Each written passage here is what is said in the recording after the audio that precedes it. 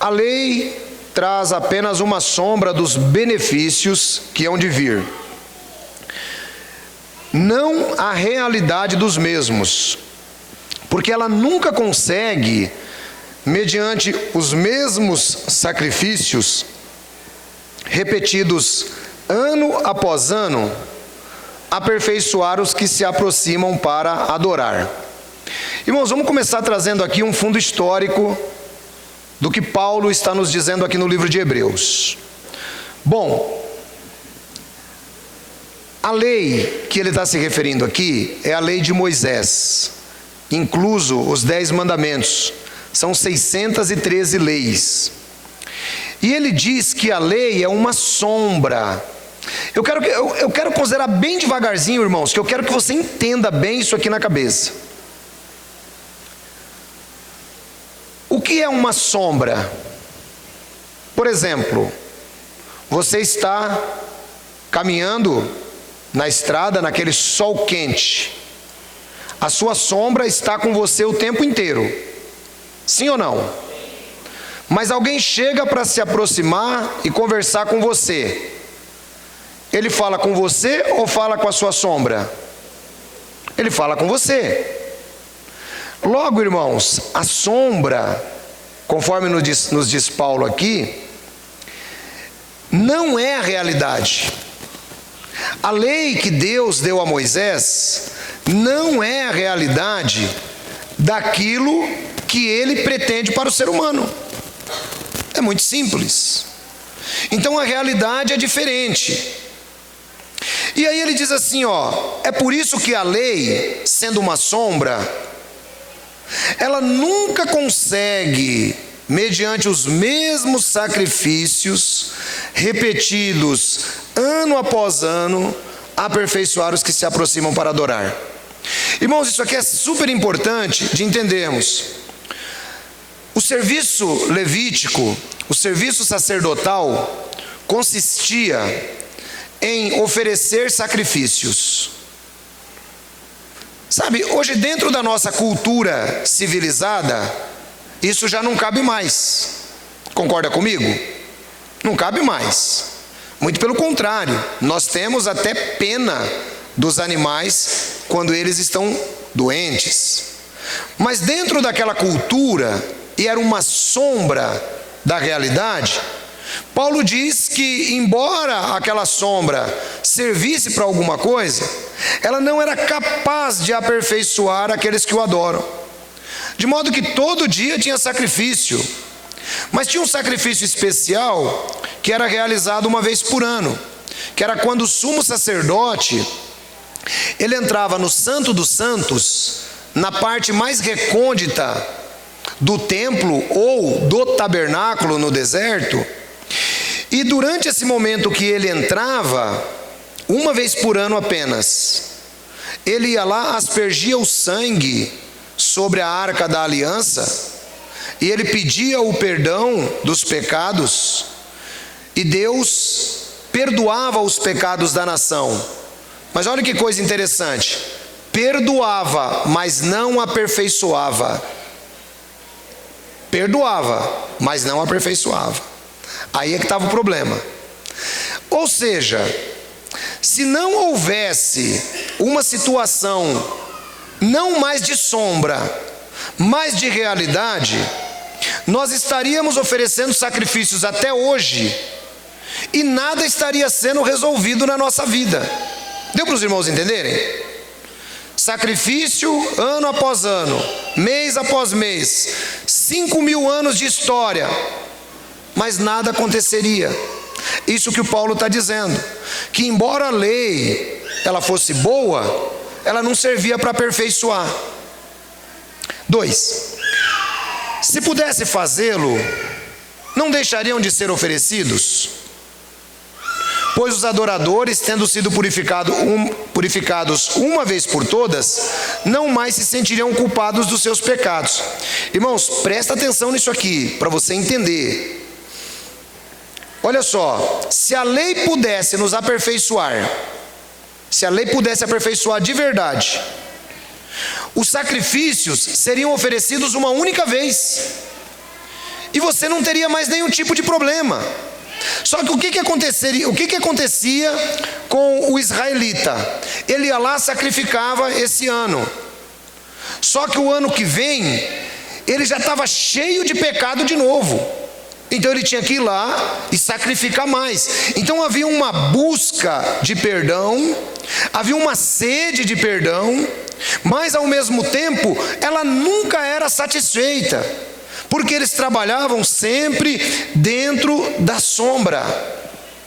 O melhor israelita que havia, ele vivia sempre com a sua consciência culpada, por melhor que ele fosse. Porque esses sacrifícios de animais não resolviam os problemas.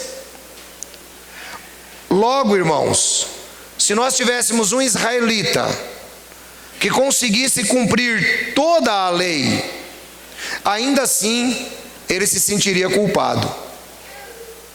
De modo que, eu já preguei sobre isso em Romanos 7. Quando Deus dá a lei para Israel, Deus tem plena convicção que Israel não vai cumprir a lei. Ninguém vai cumprir a lei. Porque o Paulo diz que a lei é santa, justa e boa. E nós somos pecadores entregues debaixo do pecado. Então não tem como. É por isso que a lei era apenas uma sombra. Você olha, mas você não consegue apalpar, você não consegue pegar, você não consegue se purificar com a lei.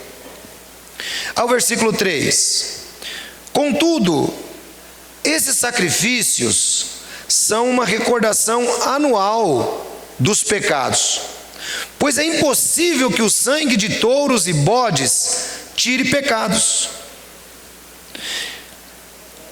Deus é um professor. Deus trabalha dentro de uma visão didática. E é assim, Deus ele quer nos ensinar. Ou seja, esses sacrifícios nos tempos de Moisés começam durante o período no deserto, no período de 1500 a.C. Até Cristo chegar, passaram-se 2500 anos. De Moisés para cá. Moisés está no ano 1500 antes de Cristo. É 1500 anos. Aí o que acontece, irmãos? Ele diz que, embora eles fossem oferecendo sacrifício, o sangue de touro e de bode não perdoava o pecado deles. Mas era uma didática. Deus queria ensinar para eles que em algum momento tudo aquilo acabaria e que eles teriam seus pecados perdoados. Essa é a ideia que Deus traz para eles aqui. Porque quando nós olhamos, puxa, então para que Deus mandou ficar fazendo? Já que não perdoava pecados? Não perdoava nada. Era simplesmente para eles poderem olhar para o Messias. É impossível que o sangue de touros e bodes tire pecado. Você entendeu essa didática de Deus? Vocês vão fazendo. Não vai adiantar nada na sua vida, mas você vai fazer isso aí. Você vai fazer porque eu tenho um propósito maior para você. Já viu quando você pega uma criança e você precisa ensiná-la? Não é? Às vezes você dá a tarefa para a criança que não vai chegar em lugar nenhum, não é? Mas simplesmente para ela aprender que aquela tarefa é necessária na vida dela. Assim Deus faz com a lei. Aí ele entra agora no versículo 5. Por isso, quando Cristo veio ao mundo, disse: sacrifício e oferta não quisestes, mas um corpo me preparastes. De holocaustos e ofertas pelo pecado não te agradastes.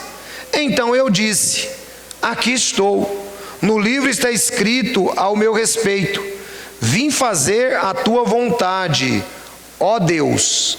Primeiro ele disse: sacrifícios e ofertas, holocaustos e ofertas pelo pecado não quiseste, nem deles te agradastes, os quais eram feitos conforme a lei. Então acrescentou: aqui estou, vim para fazer a tua vontade. ele cancela o primeiro para estabelecer o segundo. Irmãos, veja que aqui agora o apóstolo, ele começa a nos mostrar que, embora fosse uma didática de Deus, não era vontade de Deus que aqueles animais todos morressem, sabe, durante todo o tempo, mas era uma didática. Então ele diz assim: olha, sacrifícios e holocaustos o Senhor não quer, mas me preparaste um corpo. Aqui está se referindo ao Messias.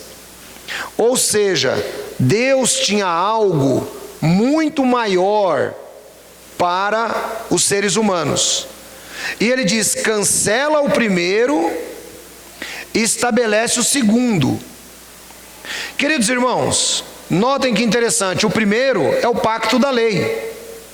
É o pacto da lei, que foi cancelado no corpo de Jesus na cruz do Calvário.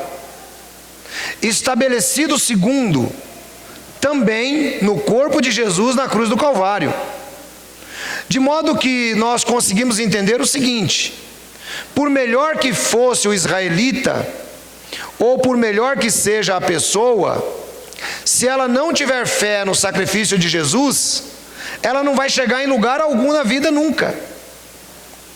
É importante que eu e você venhamos a entender que nós estamos no segundo pacto. E olha que interessante, devido à nossa origem judaico-cristã, nós temos um problema muito sério. Porque assim, irmãos, às vezes tem umas falas que eu penso que para vocês eu posso falar, porque vocês já são muito maduros, a igreja cresceu bastante nesse aspecto. Mas se tem uma coisa que eu acho que é prejudicial para o ser humano, é a religião. A religião, ela é prejudicial para o ser humano.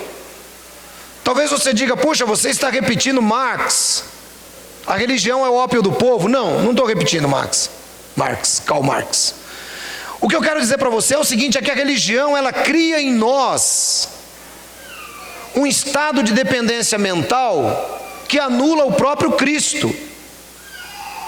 Eu explico.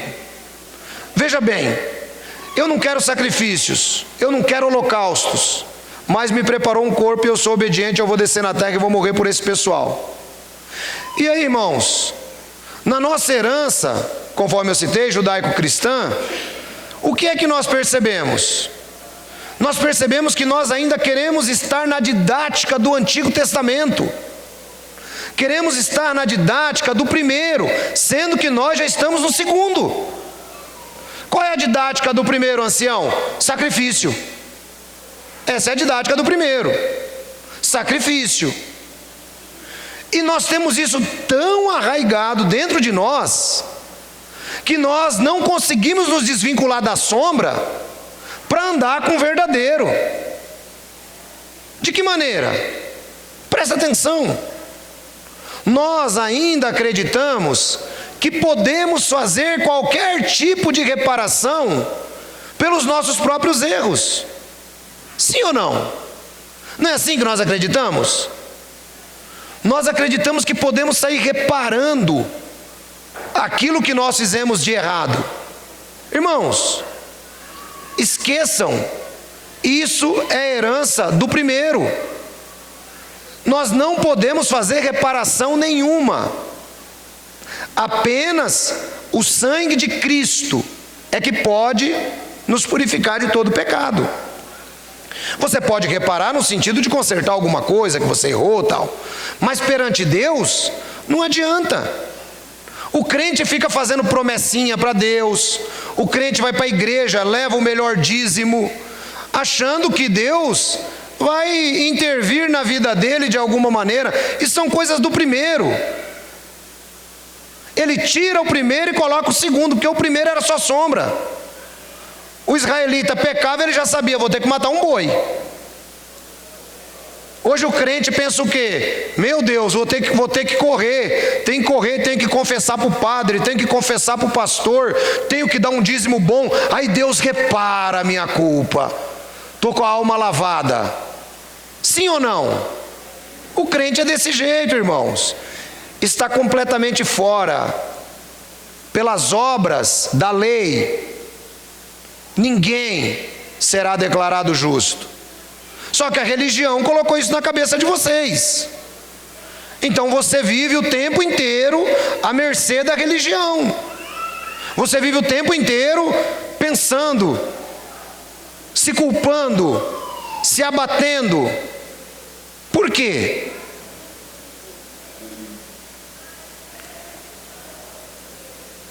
A religião, irmãos, ela só causa prejuízo ao ser humano. Porque a religião verdadeira, e eu tenho ensinado isso, chama-se Jesus Cristo, que é o religare.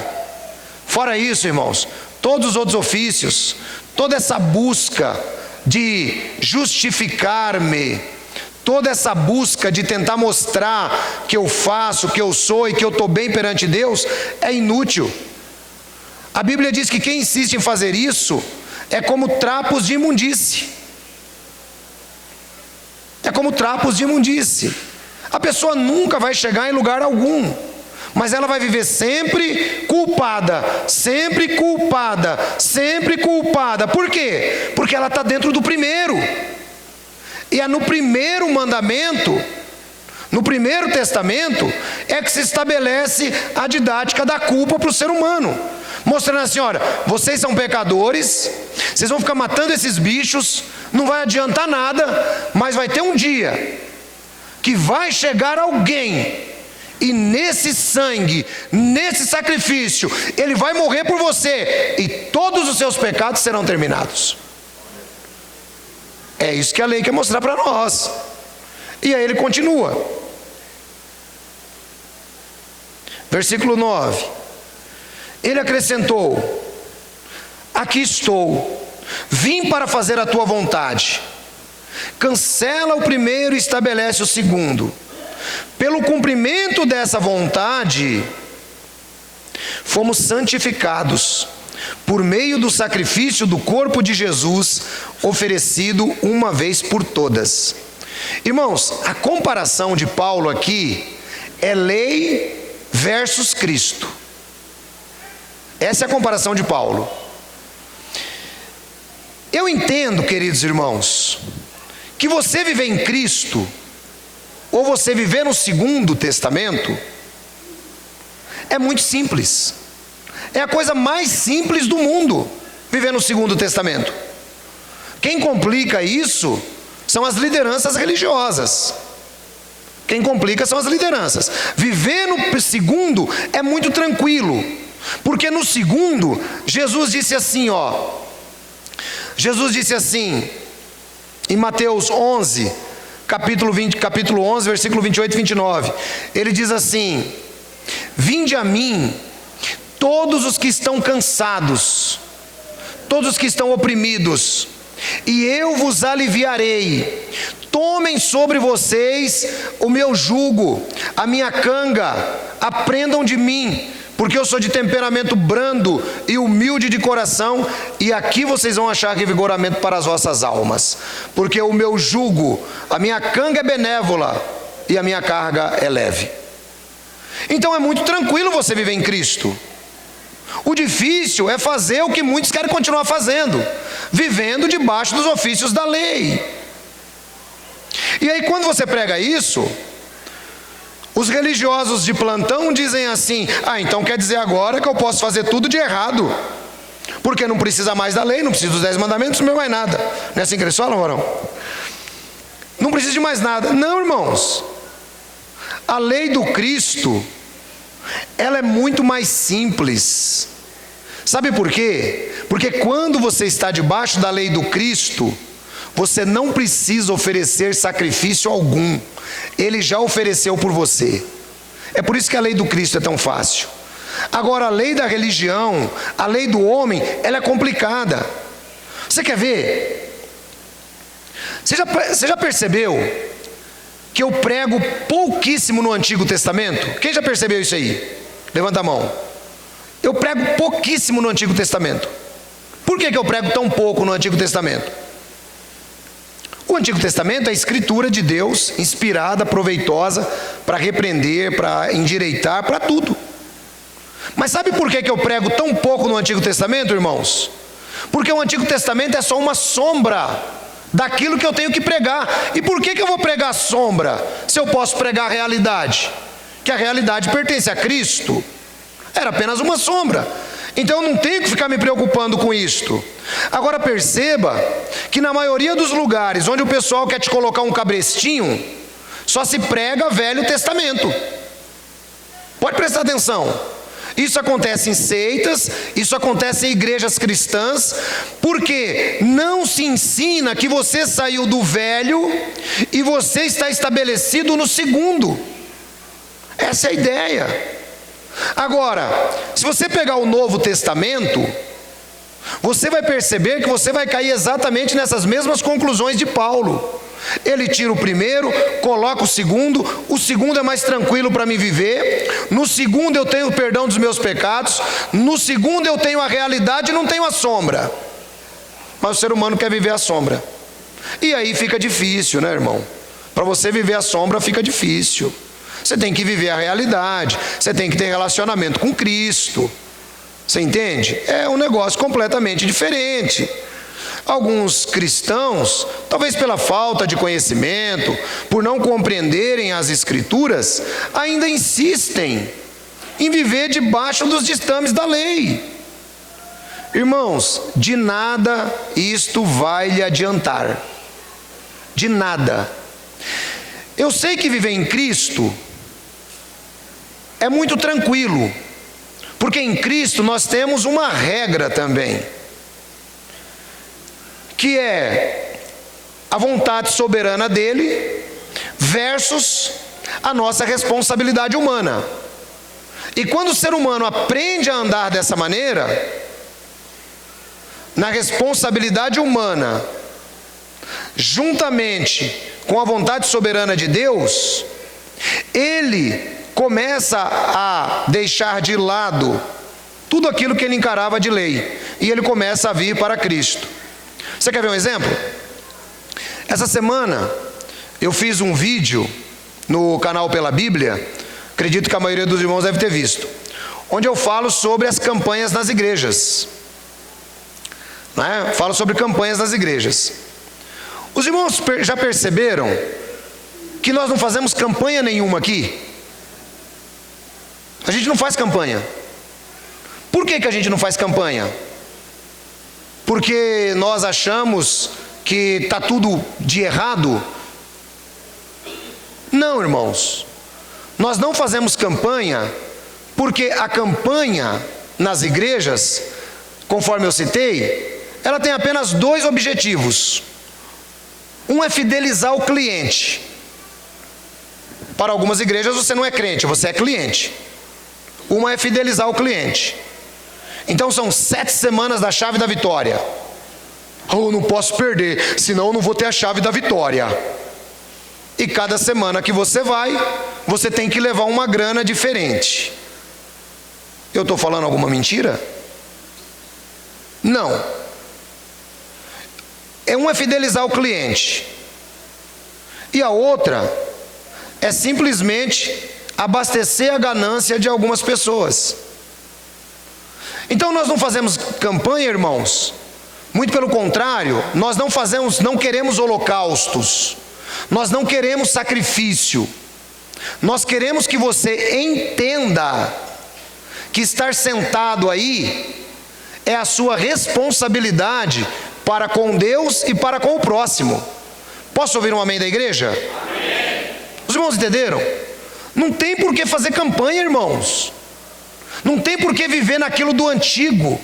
Eu tenho que viver no novo. E no novo eu tenho que ensinar que servir a Cristo é responsabilidade sua. As lideranças religiosas devem ensinar e devem entender que a responsabilidade é única e exclusivamente sua. E a minha responsabilidade, a responsabilidade dos pastores que ensinam, é apenas uma: é ensinar. Só isso. Isso é viver no Novo Testamento. Agora, no Antigo, você tem que ficar fazendo campanha, você tem que ficar colocando cabresto, não é? Você tem que dizer para o irmão que se ele não vir na reunião cristã, o devorador vai devorar ele.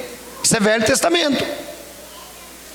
Você tem que colocar medo, que o dinheiro que ele não der aqui na igreja, ele vai gastar com remédio. Você tem que colocar esse medo. Irmãos, você sabe o que é o mais legal e mais interessante? Essas igrejas estão saindo gente pelo ladrão, estão abarrotadas. Sabe por quê? Porque o ser humano, se tem uma coisa que o ser humano gosta, é de cabresto. Tem uma coisa que o ser humano gosta, é de cabresto. Está no DNA humano, desde que Satanás escravizou Adão e Eva. Então o cara gosta de um cabresto, ele gosta de ser enganado. Conta uma mentira para mim que eu vou acreditando. E eu tenho ensinado para vocês que não. Eu tenho ensinado para vocês que você precisa servir a Cristo se você quer servir a Cristo. Porque Cristo foi Ele quem morreu por você. Foi Ele que te deu a vida para você prosseguir essa semana, para você levantar hoje, para tudo. Você não é um animal irracional que precisa de uma recompensa para obedecer o dono. Quem está entendendo o que eu estou falando? Você não precisa de uma recompensa para obedecer o dono, irmão.